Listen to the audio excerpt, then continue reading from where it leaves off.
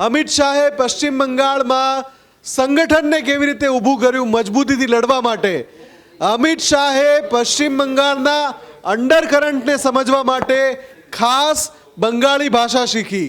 અમિત શાહ ત્યાં જઈને જનતાની સમસ્યા, જનતાના વિચારો બંગાળી ભાષા શીખીને જાણ્યા। એમણે છેક પાયાના કાર્યકર સુધી બેઠક કરી અને સમજ્યા કે ખરેખર જનતાના વિચારો શું છે અને કાર્યકરો એ વિચારો થકી મતદાન બૂથ સુધી કેવી રીતે જનતાને પહોંચાડી શકે એના માટે એક રણનીતિ તૈયાર કરવામાં આવી અને એ રણનીતિનું પરિણામ અત્યારે પશ્ચિમ બંગાળમાં જોવા મળી રહ્યું છે।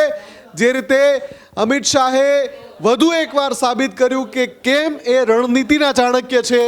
એમની જે રણનીતિ છે અને એમની મહેનત હંમેશા દર વખતે આપણે એવું જોવા મળતું હોય છે કે અંડરકરન્ટને સમજી લેતા હોય છે। જ્યાં પણ ચૂંટણી આવતી હોય ત્યાં અંડરકરન્ટ શું ચાલી રહ્યો છે, જનતાના મૂળભૂત મુદ્દા શું છે, જનતા ઈચ્છી શું રહી છે, જનતાને શું જોઈએ છે અને એ પછી એક ખાકું તૈયાર થાય છે, એક સોગઠા તૈયાર થાય છે। સોશિયલ એન્જિનિયરિંગ તો ભાજપ કરે જ છે પણ સાથે સાથે ગ્રામીણ ક્ષેત્રે, માત્ર શહેરી વિસ્તાર નહીં, ગ્રામીણ ક્ષેત્રે કઈ રીતે સંગઠનને મજબૂત બનાવવું, કઈ રીતે સંગઠનને મેદાને ઉતારવું અને એ સંગઠન મહેનત કરે તો કોના માટે કરે, એટલે એવા ઉમેદવાર ઉતારવા કે જેને જનતા ચૂંટી કાઢે એ પ્રકારના એ મજબૂત ચહેરા હોય।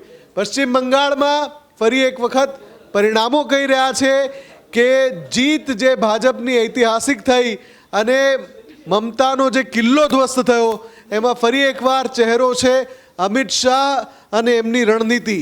કેમ કે દર વખતે ઐતિહાસિક પરિણામો પાછળ એમની જે મહેનત હોય છે એ રંગ લાવતી હોય છે। આ વખતે પણ પશ્ચિમ બંગાળમાં એવું થઈ રહ્યું છે કે ઐતિહાસિક જીત તરફ ભારતીય જનતા પક્ષ આગળ વધી રહ્યો છે। 15 વર્ષ બાદ પશ્ચિમ બંગાળમાં જનતાએ શાસન બીજા કોઈ પક્ષને સોંપ્યું છે, એટલે કે આ વખતે ભારતીય જનતા પક્ષને સોંપ્યું છે। તૃણમૂલ કોંગ્રેસને લગભગ 125 બેઠકોનું નુકસાન પશ્ચિમ બંગાળમાં થઈ રહ્યું છે અને ભારતીય જનતા પક્ષને લગભગ 125 બેઠકોનો ફાયદો થઈ રહ્યો છે। પણ આ પરિણામ ઐતિહાસિક રીતે એટલે પણ મહત્વના છે કે એક્ઝિટ પોલે જે કહ્યું હતું એમાં પણ 15-20 બેઠકો વધારે મળી છે, એ ભાજપને મળી છે।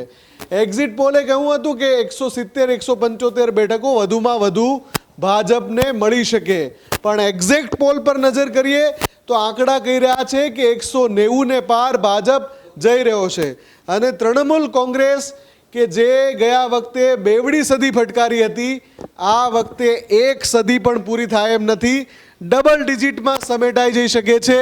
તો આ એ રણનીતિ છે જે રણનીતિ અમિત શાહે તૈયાર કરી અને એના ઉપર આખો પક્ષ અને સ્થાનિક સંગઠન ચૂંટણી લડ્યો। ત્યારે જ ન્યૂઝરૂમ ગુજરાતની યુટ્યુબ ચેનલને સબસ્ક્રાઇબ કરો અને ઇન્સ્ટાગ્રામ અને ફેસબુક પર ફોલો કરો। અપડેટ રહો, સત્યની સાથે રહો।